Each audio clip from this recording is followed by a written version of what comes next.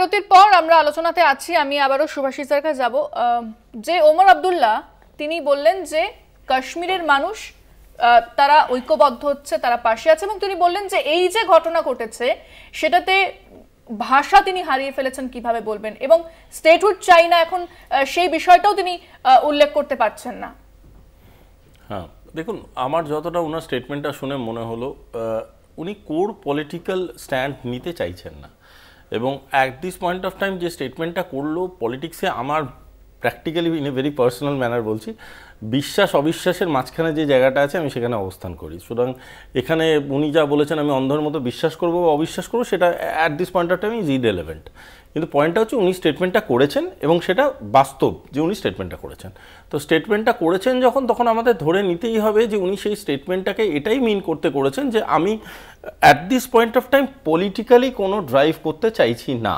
সেখানে ধরা যেতে পারে উনি অনেকটাই সেন্ট্রাল গভর্নমেন্টকে within the territory of Kashmir and Jammu and Kashmir উনি একটা ওপেন হ্যান্ড দিতে চাইছেন। এই ওপেন হ্যান্ড দেওয়াটার মধ্যে কিছু ভারী পজিটিভ জায়গা আছে। সেই পজিটিভ জায়গাগুলো হচ্ছে, একটা জিনিস বুঝতে হবে, কাশ্মীরের পুলিশও কিন্তু সেন্ট্রাল গভর্নমেন্টের সাথে কাজ, মানে সেন্ট্রাল গভর্নমেন্টেরই তত্ত্বাবধানে কাজ করে। সুতরাং central government, armed forces, military and সিএপিএফের জওয়ানরা যারা আছেন তারা একটা কোঅর্ডিনেশনে কাজ করার একটা ইউনিট করবে। আমি এই যে বারবার আপনারা দেখাচ্ছেন যে এনএসএর মিট হচ্ছে, বিভিন্ন রকম সামরিক বাহিনীগুলো মিট করছে, আমার মনে হচ্ছে একটা কোঅর্ডিনেশন ইউনিট খুলবে, মানে ইউনিট করবে, তারা গঠন করবে, not in the public podium but করবে। এটা করার পিছনে মেন কারণ হচ্ছে বহু ইনফরমেশন বহু এজেন্সিদের কাছে থাকে, যে ইনফরমেশনগুলো ইমিডিয়েট ইউটিলাইজেশন হয় না এবং সেই ইনফরমেশনগুলো আর্কাইভে চলে যায়। হতে পারে তারা এখন সেইগুলোকে ডিগ ডাউন করে দেখবে যে সেখান থেকে কোনো ইনফরমেশন ছিল যেটাকে সেই সময় আমি গুরুত্ব দিইনি, আজকের ডেটে হয়তো সেটা গুরুত্বপূর্ণ। তার জন্যে কি হয়, বিভিন্ন এজেন্সির একটা কোঅর্ডিনেশন ফ্যাক্টর থাকাটা খুব প্রয়োজনীয় হয়। এই করে তারা টেরিটরির ভিতরে আরও ড্রিল ডাউন করবে। যত তারা ড্রিল ডাউন করবে তারা তত একটা একটা করে পাতা তুলবে, তুলে তুলে তুলে তুলে লেয়ারগুলো তুলে একদম করে পৌঁছানোর চেষ্টা করবে। দেখো, আজ থেকে দুদিন আগেও আমরা কাশ্মীরের এই ঘটনার পিছনে পাকিস্তানের হাত বলছিলাম। আজকের ডেটে কিন্তু প্রমাণ এসছে যে কাশ্মীরের এই ঘটনার পিছনে পাকিস্তানের হাত আছে, এবং যত আমরা এরকম ভিতরে ড্রিল ডাউন করবো আরও গভীরে ঢুকবো। এই প্রমাণগুলো শুধু আমাদের অ্যাক্টিভিটি বা আমাদের ফোর্থকামিং অ্যাকশনসগুলোকে সাপোর্ট করবে তা নয়, ইন্টারন্যাশনাল পোডিয়ামে যখন আমি পাকিস্তানকে রিপ্রেজেন্ট করব যে see what they have done, তখন এই প্রমাণগুলো কিন্তু ভীষণভাবে সহযোগিতা করবে। ইন্টারন্যাশনাল পোডিয়াম বিষয়টাতে আসবো মৈনাকদার কাছে।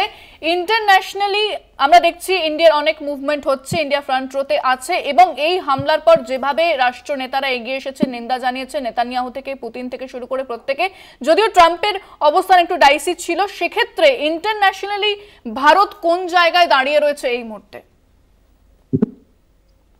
আন্তর্জাতিকভাবে পাকিস্তানের সাথে এই যে সন্ত্রাসবাদের যে লড়াই বা এই জম্মু কাশ্মীরে আমাদের সন্ত্রাসবাদ প্রতিরোধের যে লড়াই, যেটা ইনভেরিয়েবলি পাকিস্তানের যে সন্ত্রাসবাদ সেই লড়াইয়ের সঙ্গে যুক্ত, ভারত খুবই ভালো একটা ডিপ্লোম্যাটিক পজিশনে এই মুহূর্তে রয়েছে বলে মনে হচ্ছে।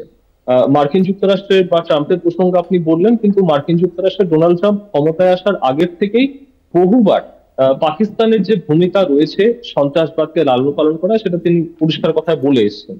এবং এখনো সম্প্রতি আমেরিকার একজন কি অফিসিয়াল তিনিও বলেছিলেন যে পাকিস্তানের সেনাবাহিনী তারা সন্ত্রাসবাদের একটা সমর্থক হিসেবে কিন্তু কাজ করছে। তাহলে আমরা দেখতে পাচ্ছি যে সবকটা মেজর যারা বিশ্বের পাওয়ার যারা রয়েছে তারা কিন্তু এই মুহূর্তে সন্ত্রাসবাদের যে লড়াই রয়েছে সেখানে তারা ভারতের পাশে তারা রয়েছে।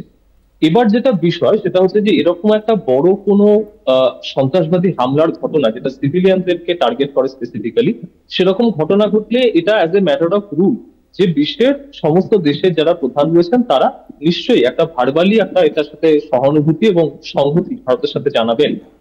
কিন্তু এরপরে যেটা ব্যাপার সেটা হচ্ছে তারা কতটা এর পরবর্তীকালে ভারত যদি সত্যি কোনো কঠোর অবস্থান নেয় তাহলে তারা কতটা ভারতের পাশে থাকবেন, বা কোনো স্যাংশন বা এই ধরনের কোনো কিছু কি চিন্তা ভাবনা করা হবে, সেটা কিন্তু একটা অন্যরকম প্রশ্ন দাঁড়িয়ে যাচ্ছে। এখানে আমাদের সব থেকে বড় চিন্তা সম্ভবত আমাদের প্রতিবেশী চীনকে নিয়ে থাকছে, কারণ অন্যান্য যে দেশগুলি রয়েছে তারা এই মুহূর্তে ভারত পাকিস্তানের এই বিষয়ে হস্তক্ষেপ করার মতো জায়গাতেও নেই, আর তারা হস্তক্ষেপ করবে বলেও মনে হয়। তাহলে চীনের সাথে আমাদের ইকুয়েশনটা কি হবে যদি পাকিস্তানের সাথে আমাদের কোনো এ ধরনের কনফ্লিক্ট সিচুয়েশন তৈরি হয়, সেটার দিকে আমাদের নজর রাখতে হবে। একেবারে। এবং আমি আসবো নম্রতাদের কাছে। এই যে যেভাবে বিভিন্ন বৈঠক হচ্ছে, আজকেও একটা বৈঠক চলছে এবং আগামীকাল 3টে বৈঠক রয়েছে, একটি নিরাপত্তাজনিত বৈঠক রয়েছে, রাজনৈতিক অর্থনৈতিক বৈঠক রয়েছে। এই যে বৈঠকের দিকেও কিন্তু গোটা দেশের মানুষ তাকিয়ে রয়েছে। এই বৈঠক থেকে কি মনে হচ্ছে কতটা ভারত কি পদক্ষেপ করতে পারে এবং তার মোকাবেলা কিভাবে করা হবে? এই বৈঠক থেকে ভারত যেইটা করার চেষ্টা করছে কি, এই যে ঘটনাটা হলো এইটার কারণটা কি, এই জিনিসটা যেন ফিউচারে আর যেন না হয় সেইটার একটা পদক্ষেপ নেওয়া খুবই জরুরি, সেইটারও চেষ্টা করা হচ্ছে।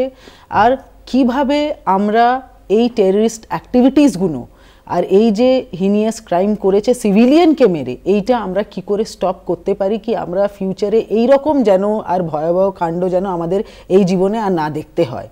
তো এই বৈঠকগুলো ডেফিনেটলি একটা আমি মনে করি, এটা আমার পার্সোনাল ওপিনিয়ন, কি একটা ঠিক জায়গায় ঠিক দিশায় আমাদের নিয়ে যাবে, যেখানে আমাদের ভারত সরকার, আমি বিশ্বাস করি কি ওনারা এমন স্টেপ নেবে যাতে আমাদের এই যে একটা, আমরা কি বলবো, এটাকে ঠিক ল্যাকিউনাও বলবো না, বা এইটাকে আমাদের পুরোপুরি যেটা আমাদের সিকিউরিটিটা যেটা আমাদের টাইটভাবে দেখা উচিত ছিল সেইটাও ঠিক মতন হয়নি, কোথায় না কোথায় একটা লুপহোল রয়েছে, সেই জিনিসটা যেন ফিউচারে না রিপিট হয়, এই জিনিসটা ভারত সরকার কিন্তু এটা সুনিশ্চিত করবে।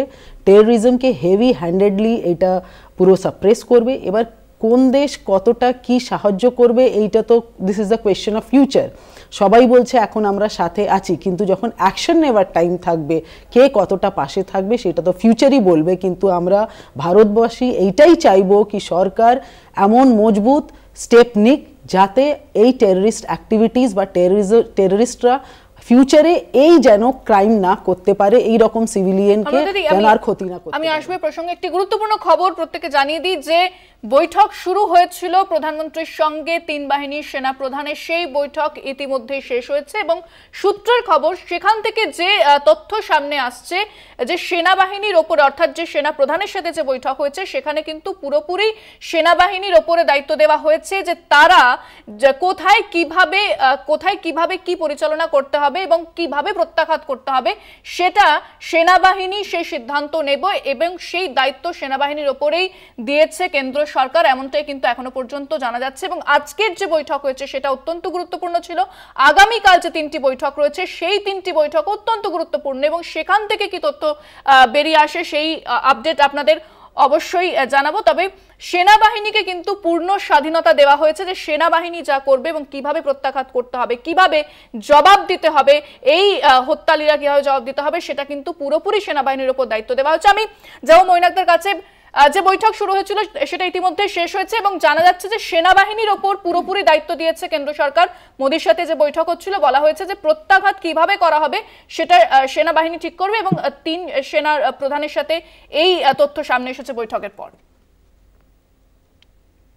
হ্যাঁ, এটা খুব গুরুত্বপূর্ণ ছিল এবং এই বৈঠকটা করে একটা মানে ফর্মাল চেহারা দেওয়া হলো বিষয়টাকে।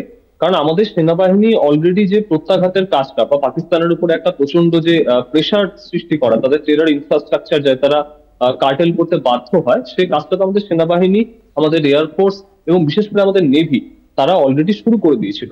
তো এই প্রক্রিয়াটা আরো বেশি গতি পাবে এবং তার সঙ্গে সঙ্গে লোকাল ইন্টেলিজেন্সের সাথে সেনাবাহিনীর যে কোঅর্ডিনেশনটা প্রয়োজন রয়েছে, এই জঙ্গিরা যারা রয়েছে এই জঙ্গিদেরকে খুঁজে বের করা এবং তাদের যারা সমর্থকরা ছিল, অনেক সমর্থকই নিশ্চয়ই ছিল, কারণ একটা পুরো মেকানিজম অনেক আগের থেকে প্ল্যান প্রোগ্রাম না থাকলে এটা করা সম্ভব হয় না।